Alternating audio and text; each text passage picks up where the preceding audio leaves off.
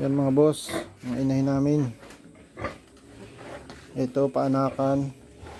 Meron na kaming umanak na isa kahapon. Bali 11 ang buhay at may 2 patay na lumabas. Naglagay po kami ng ilaw dito. Ito ay 100 watts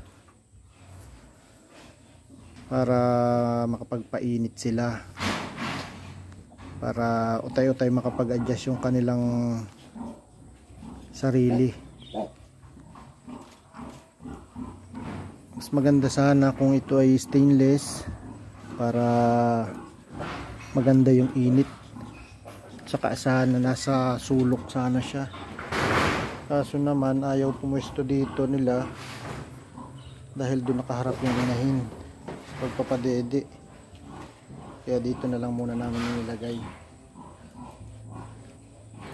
Yun lamang boss, maraming salamat.